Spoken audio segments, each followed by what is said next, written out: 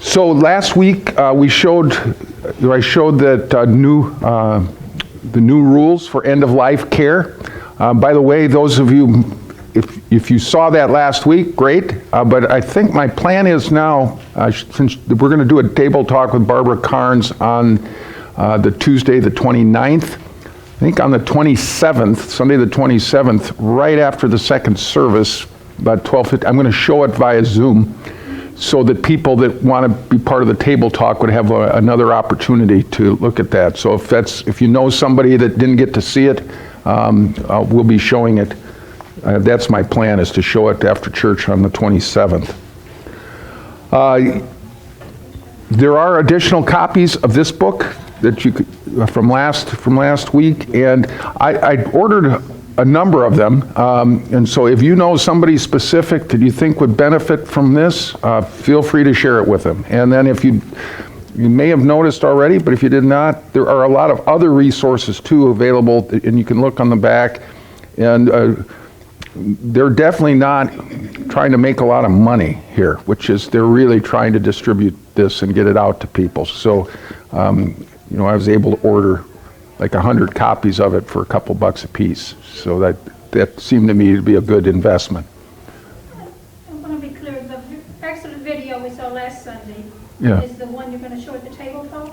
No, I won't show it at the table talk. I just want to show it again, but on that Sunday, and then, you can come to the table talk, and I think it would be worthwhile just hearing her respond to questions and so on at that, but it seems like that's a good thing to see before the table talk, because it may trigger some additional questions or follow-up things in that. So yeah, and I'll get this into the weekly news this week, so you'll see what we're going to do. So that's that. Then you should, for today, we're going to look at leaving a lasting legacy, and so there was handouts there with the date March 13th on it, and you'll be helpful to have one of those. So wanted to start with a priming the pump question. Consider someone special in your life who has died, and what is the most significant legacy they left? Well, I'll just tell my brief story on this. What came to my mind was, so my mom died, and I mentioned that when I was a senior in high school. She was 37. She died she had ovarian cancer and was treated for that, and then about a year later it came back in her lungs, and so that's what she ended up dying from. One thing she did toward the end, and in hindsight, in reading this book and experiences I've had since, she followed the pattern of some of the things that are talked about here. But on the last day, she was still conscious enough on the day before she died that she called me in and my sister individually. She called us each in to her bed, and she was at St. Vincent's, so she did not die at home. I think today she would have died at home is probably what would have happened, but we were at St. Vincent's, and she called us in and to give us a blessing, and the blessing she gave for me and for my sister, same one, 3, and it talks about leaving behind, forgetting what lies behind, press on toward the future was the message she gave. So that was, the press on was the thing that really stuck in my mind. So that was her way of, obviously that's not the only part of her legacy, but that's obviously something I still remember to this day, and a way of her trying to best, she's a mom. I was more aware of that now than I was then after, now that I've been a parent myself, but it was her way, one final way of trying to prepare us for her not being there for us after that. So that's the question there. If you want, we'll just take a minute or two, just somebody right next to you. If you want to just talk about someone special in your life who has died and what's the most significant legacy they left you. Just something, just highlight something, that they left for you. Okay, you have to say it loud enough so that we can pick it up there. The Lord be with you. And also with you. Thank you. Don't want to compare you to my staff, who India's new to the staff, and she says thanks be to God when I say go in peace, and She does, but the others, they just, okie dokie, and all sorts of stuff. It's just, and they're an unruly lot at the end of a meeting. So, but they're wonderful staff, so I'm glad to be working with them. Let me start out there. I want to look at the whole idea of leaving a legacy of faith. There's many different aspects to leaving a legacy, but I want to focus first on that. And I'm going to read 2 Timothy 2, or 2 Timothy 1, 3 through 7 for you. So it's Paul writing to Timothy, says, I am grateful to God, whom I worship with a clear conscience, as my ancestors did, when I remember you constantly in my prayers, night and day. Recalling your tears, I long to see you so that I may be filled with joy. I'm reminded of your sincere faith, a faith that lived first in your grandmother Lois and your mother Eunice, and now I am sure lives in you. For this reason I remind you to rekindle the gift of God that is within you through the laying on of my hands. For God did not give us a spirit of cowardice, but rather a spirit of power and of love and of self-discipline. Some of you were at the first service. I want to spoil the sermon for you, but one of the themes that's lifted up by Kyler is the whole theme of gratitude, and that's certainly expressed by Paul. He's grateful to God for Timothy, but also then for the people that helped Timothy become the person that he was, and Paul's co-worker in carrying out the missionary work he carried out. So, but the legacy here seems to be the legacy of a sincere faith. And my hope is that each one of us could think of one or two or three people at least along the way that have left a legacy, and some way have left a legacy of sincere faith. We of course have people that have gone before us that are more well known. I mean, for the Lutheran Church, Martin Luther is part of our he left a legacy of faith for us. And of course, you can go right back to Jesus, and actually this relates to the class in the other room here right now when you talk about from Abraham to the ELCA. Abraham and Sarah left a legacy of faith that was passed on now, and so we're part of that whole passing on of a legacy of faith. But that's a special gift indeed.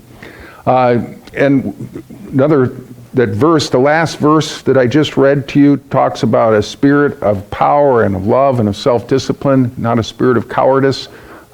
Boy, to have that spirit, if that can be passed on to us, if the people that exemplified that for us are certainly a gift to be grateful for. Came across a list of, this was something I just Googled, but 10 ways to leave a legacy of faith. And so I've listed them there. And so if we're thankful for those that have passed on a sincere faith to us, what are things that we can do? And many of these we're already doing, but we may not think of ourselves always as passing on a legacy of faith, but that's an important thing that we can do, a gift we can then pass on. So one way is to spend time with God in Bible study daily, and that grounds us, then impacts our lives. Pray without ceasing. It's a wonderful phrase, one of the shorter verses in the Bible from Paul's letter to Thessalonians, first letter. And pray without ceasing, I say, well, it's pray. It's not that we're walking around like this all the time, but where there's that sense of that we're in regular and continual conversation with God, and even our lives then become a conversation with God. Weave the gospel in every aspect of home and family life. So how does that shape how we go about our lives? Read the Bible as a family, or you could say as a household. Now that can be tricky because sometimes for various reasons we may be alone. We don't have our 6 children in the house anymore like we did it along the way, and so we used to have breakfast was the time we could count on to be together. But in some way, read the Bible if you can. Maybe there's somebody that you could read the Bible with. So maybe there's a group of people that, or somebody a group that you can read with. Practice what you preach. So just when we live out our faith and and do that in our daily lives.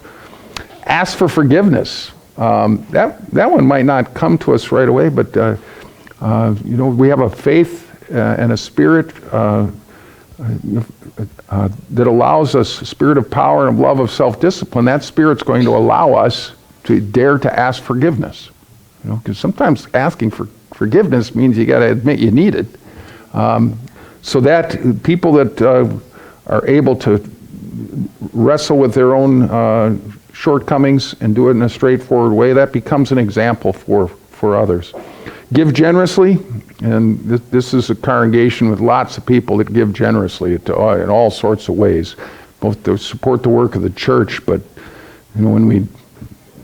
people responded when we raised funds for COVID, or the food bank, the Lenten food drive. That was going on, I think, long before I ever got here. There's been Lenten food drives, and I keep being amazed by how people are generous in that way. And then there's all the ways too that we can give generously just in our day-to-day lives. This one might be interesting to you. Take care of yourself. And again, these are not original with me. This was this list of 10 ways to leave a legacy of faith.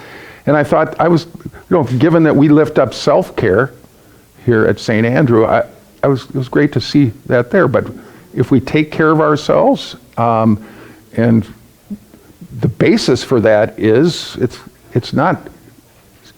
We can get self-centered and selfish. I realize that, but if we take care of ourselves, we are actually children. Each one of us is a child of God, and God loves each one of us. So God wants us to take care of ourselves. It's that basic. And then also, just from a practical way, if we take care of ourselves, it allows us then to fulfill other core values: loving the neighbor, loving God, loving the earth, and so on. Now there were two. This was an interesting list because I kept looking, well, where's 9 and 10? And I couldn't find them, and so I've left them blank here. So we chance, to encourage you to think of maybe a couple of other ways. I just wrote one down where we seek first the kingdom of God, or the reign of God, is one way when that's a priority for us, and when you're around somebody where that's clearly a priority for them, that has an impact on me when I'm around people that are that way. And if you're around my wife Donna, things are going to happen, and some things I'm going, like I think I told the story. Some of you may have heard about her helping the guy with the fire outside his tent there. I'm going, oh dear, but that's who she is, and it's part of her witness then, is she's somebody that's going to act, and there's a need, and so she went into it. And interesting enough, she reconnect, because she goes to she's still going to this chiropractor once every week or two, and so it's become a pattern now where she checks in with this Tien. It's not TM now, I found out it's Tien. So, but that things like that do make an impression on us when and you yourself may have done things like that along the way, and it does make an impression. I know many Lutherans are trained, not to talk about stuff like that because it would be bragging. You're sort of a tradition, and I come out of the Norwegian Lutheran tradition where you talking about something you do yourself like that. You don't want to brag, but that's part of. I think it's important that we're also willing to share what we've been moved to do, and so it's okay to be aware of the legacy of faith that we are leaving. In fact, it's good to be aware of that, and know how important that is. So the question I have at the bottom. Oh, go ahead. Question. I don't see anything about creation on here and taking care of our earth. So I would add that one there too. That's one of those 9. We have it in our church. Yeah. So this, and like I said, this list is one I found on. So if we were making the list, that's something I think we would add. And it's interesting to see the impact. The fact that earth care is a core value here, that's impacted some other communities. So in the community, I end up with Ecumenical Ministries of Oregon, and you just get involved in some conversations with people that aren't necessarily members of the St. Andrew community, but that's something we're actually known for. The fact that we have a wetland and that the word has gotten out, at least in certain circles. The other thing that reminds me of, Joanne, is this is 10 ways. I'm talking about this kind of thinking of ourselves as, as individuals, but a community leaves a legacy of faith also. And so what's the legacy of faith that St. Andrew's leaving? And so it's good for us to be conscious of the kind of legacy that we're leaving by the way that we operate. And sometimes the legacy, in terms of the history of the church, there's times in which the legacy has not necessarily been one that we're necessarily proud of at times. The church has not always been at its best. And St. Andrew, there'd be some things too with St. Andrew's history maybe that we're not as proud of. But that's true of us as individuals too. I mean, fortunately, when you finally get to the end, you don't, it's not lying exactly, but we tend to remember the stuff that's most helpful to us along the way, some of our favorite memories. Maybe we need to take, doesn't mean we overlook some of the more challenging parts of a relationship, but that's, what is it that we give thanks to God for? That's one of the parts of a memorial services. What about how God's worked in and through this person's life? And in effect, when I do that in a memorial sermon, I'm really talking about a legacy of what, and so it's a legacy not just about that person, it's a legacy of what God was doing in and through that person. Claudia? I know that when my mom died, things that other people in the home knew her for was she always had her door open to her room. So welcoming for anybody who needed to talk or... Yeah. That made an impression on others, was her door was always open. One of my friends at Laurel Park always leaves her door open. Peggy Swapper, maybe some of you know, she was the orchestra director at Sunset High School. My daughter was there. Okay. But she's really bedridden, so you knock on her door, who's there? So she just is wanting company. Yeah. So that's a legacy of welcome or hospitality. It could also be called that. So the question, and what legacy of faith? I'm just going to give a minute or two for you. If you don't have to, you can jot something down if you want. But just think for a moment. What legacy of faith do you hope to leave? And it may even be you, and you may already be leaving it. See, I recognize that. But what is it that you hope that a kind of legacy you're leaving? And it can be for your children, your friends, the church, whatever it might be. Just let's spend a couple of minutes just thinking about that. Sure, you could spend much time on this, but I do want to also then talk briefly about, should have a second page where it's called 5 Keys to Leaving a Lasting Legacy. This is by Stephanie Ferris. Now this I thought was interesting because she is a certified financial planner. So she's in the business of helping people with their financial legacy. She's I don't know her, she's just a certified financial planner. And I was just intrigued to see a certified financial planner that produced a document like this. And she's not in particular about, I don't know what her faith is or what her, but she wanted to highlight some things about leaving a lasting legacy and the importance of that. The key takeaways here, first one is, when someone dies, there are people that impact nations. But most of us are going to have a narrower circle, maybe where we're leaving a legacy, at least one where we're aware of it. Sometimes we do things, then we'll never know what about the legacy we left, because it'll impact somebody and you may never know it. I don't think my 3rd grade Sunday school teacher in Dover Lutheran near Chautauqua, Wisconsin, on a hill, the beautiful white church, the steeple, the cemetery around it, this classic Norwegian Lutheran church there.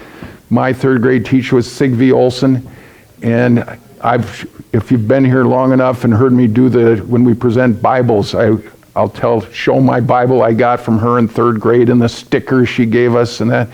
Well, I don't remember the name of any other Sunday school teacher, but I have not forgotten Sig V. Olson. She had been doing that for 30 years. She doesn't know how she impacted me. I can talk to her, and then we moved on from that church. But so sometimes our impact and our legacy is something that we're not even aware of it is. But there are usually some people that we are in particular going to have an impact on or have had an impact on. The second point she makes there, and I'm going to have us do this, kind of the last thing that we'll do will be to think about an epitaph for your own tombstone, so to speak. What would you hope to have on it? And you don't have to share it with anybody else. That's not the point. But I think it's a good exercise to think, and as I say here, it's number 4, 5 words or less. What's the short thing? And doesn't mean that's everything about who you were, but what is that? If you look down toward the bottom of that first page, write your own professional epitaph, and Rodney Dangerfield's was, "There goes the neighborhood." So you could even have, it could be a serious epitaph, but sometimes a little humor is helpful too as we deal with these things that sometimes are less pleasant to deal with. The third point she makes in the key takeaways is your financial legacy, and so we can make decisions that will impact people long after our days are done on the earth here. So, for example, I'm aware of the Nature Conservancy, and it's an organization that we support, and it's not a huge contribution we make each month, but it's something. But they do have a program where if you want to get lifetime, your income, you can invest, and it's like an annuity, and then you get a certain amount each month as long as you're alive. But then that money ends up going to support the work of Nature Conservancy. People do that for the church, or it might be, depends what's on your heart and mind, and it doesn't have to be a ton. I mean, there are people that have millions to give, and that's great for them, and they'll have it. Most of us maybe not going to have millions that were at our disposal, but decisions we make can help leave a financial legacy. I know my dad's 88 now, and he's got certain things that they have chosen to support while he's living, and then there'll be certain ways they'll leave some of it to their children, but it's not going to all be for the children. They've got some other things that are important to them that will be part of their financial legacy. As we get older, often leaving a legacy may become increasingly important to us, or being conscious of the legacy we're leaving.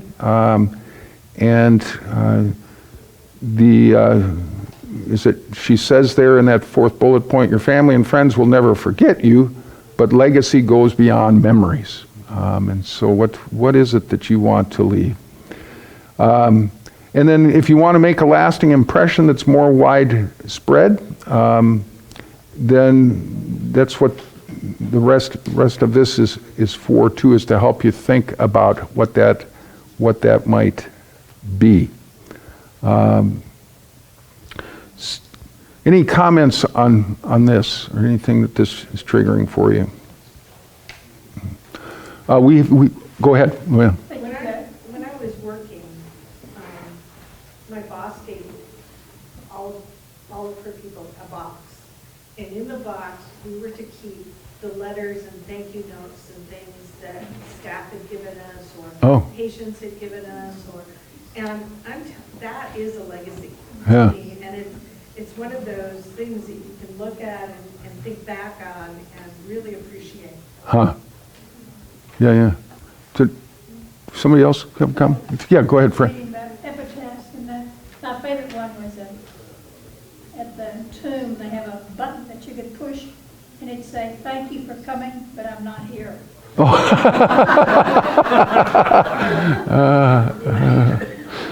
You just reminded me of a story. So I've talked about my mom, but my daughter Rachel her middle name is Ruth. So she's named after, that was my mom's first name was Ruth.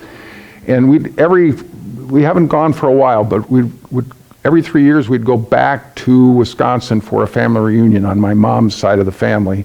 And my mom, she was the youngest of 10, but because she died before any of her other brothers and sisters, she ended up getting buried in a plot that was right beside her parents. And there was room for 1 or 2 people there. And she actually had another brother that died early in infancy, so he was buried with them. And then she was buried there. So Rachel's about 5 years old, maybe 6 when we go back. And it's the first time Rachel had ever been to that cemetery there in the little town of Iola. And all she did is, we were just there, kind of, okay, this is where Grandma's buried and so on. And Rachel went up and sat, as a little girl, just sat on it. And, it was as close as she could get. And obviously, I'm not here in that sense. She wasn't going to be able to talk to her, but she sat there. And then she wanted to know, she's always been even a little more curious, I think, than some of the other kids, because if she shares her name and and who she was, and then, so that legacy, in terms of my mom, has had to be passed on to the kids, because they didn't meet her, obviously. But that just, when you said I'm not here, it was like Rachel was getting as close. She literally sat right on the ground there and it was the summertime, so it was warm enough out, stuff like that. If you look on the second page then of this, I want to just highlight a couple of other things here.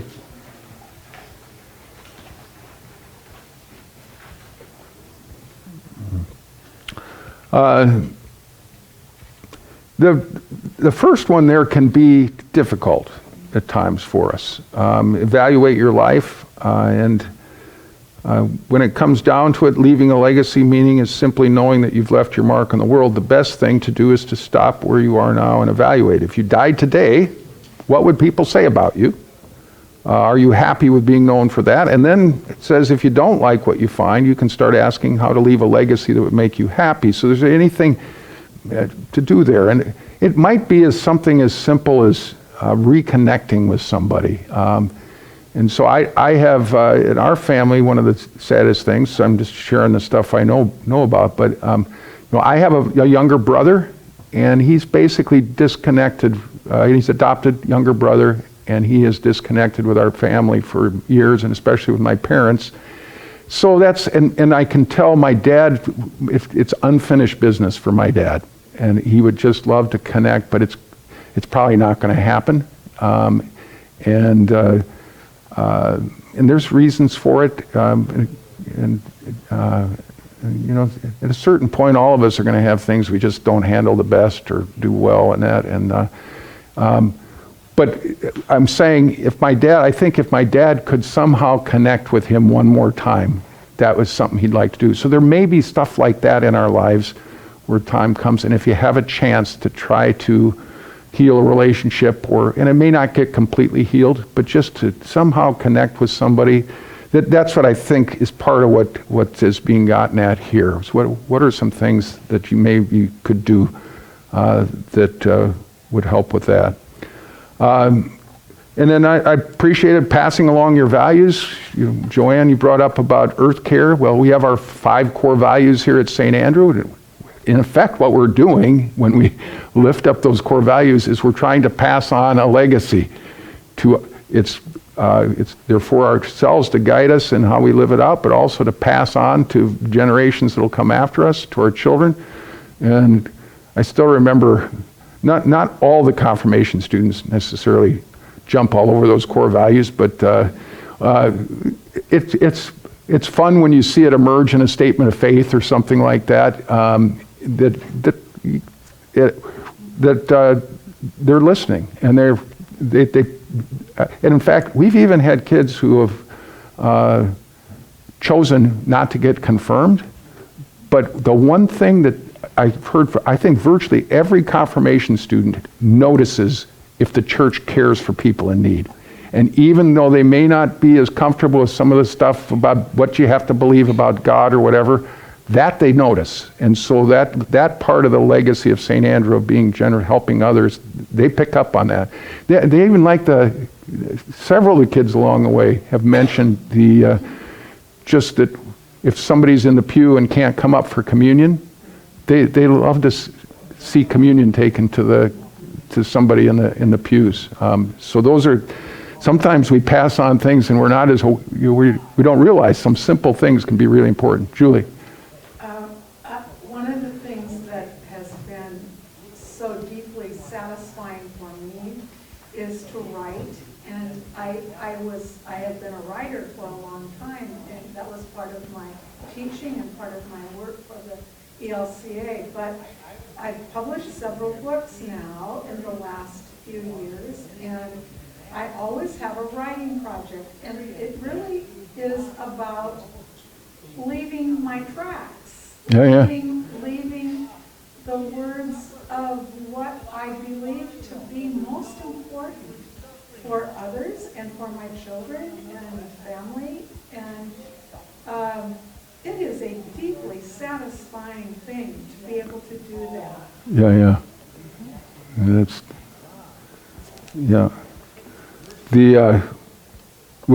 I published the one book while I've been here on Coming Home to Earth. It's in the back, but people usually don't read the acknowledgments. At least I don't expect you to read the acknowledgments necessarily. But Megan Weber, who she's still connected with the congregation and comes occasionally, and then she worked in the office for a number of months. But Megan Weber is educated to be an editor. And so early on, she said she would read a draft, and I wasn't quite ready to give it to her, but she convinced me to give it to her. And basically what she said to me was, it needs some work. But what interesting thing, what she told me is write something that your grandchildren will read and be proud of someday, and and that was really some practical advice. Now, it still may not be their favorite book or anything like that, but just think about who's your grandchildren, and I thought that was very, very helpful to get me focused in that way and make it something that is at least somewhat accessible for my grandchildren. Well, Penelope, I don't think has my. She'll tell you what's right. Yeah. So when she gets around to reading it, so. Luann and I, we share. Penelope is our grandchild, so that's why we both share. Know Penelope well. Then you see passing along, practice generosity, and create a plan to transition your wealth. Again, this is a certified financial planner that put this together. Anyway, I thought this was a helpful document, and just to get this looking at. So when you think of leaving a legacy, there's a spiritual aspect of it. You could even say a mental aspect, ideas that we pass on and share. Whether you can write a book, but you can also, there's certain ideas that you get. You don't grow up with my dad without getting some ideas and values that are just what you're going to have if you're a Wisconsin farm boy. It's how he grew up, and even when you get up in the morning, working hard, and there are some of these things. There's a positive side to them, and there can be a dark side too, to that Protestant work ethic. But these are things that are passed on to us, and then one legacy that even the physical aspects of life, there can be a legacy there. People that stay active. In some way, so there's all these different ways that we can leave a legacy. Just go ahead and just spend a minute or two, and you don't have to share this with somebody, but spend a minute or two on 5 words or less, your epitaph. Yeah.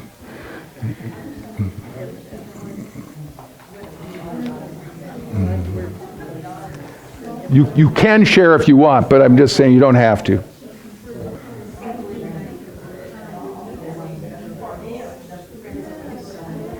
So the Lord be with you.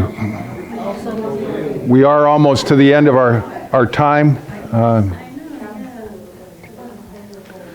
The other thing, we are a Lutheran church, and at our best we understand grace and God's gracious love for us. So when we talk about an epitaph too, it doesn't mean like you were perfect or in some way. That's not the point.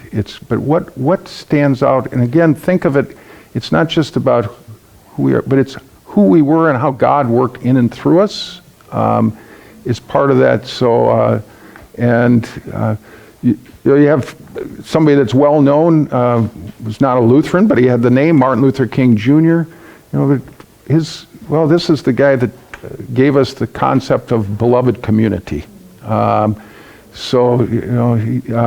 And God, that's something that he didn't just create out of thin air, that emerged in the course of his life. So, and then there's other people, Phyllis Morris will be doing her memorial. I'm not going to suggest an epitaph for her, but Phyllis Morris, this one is a fun one, so you can have some fun with this.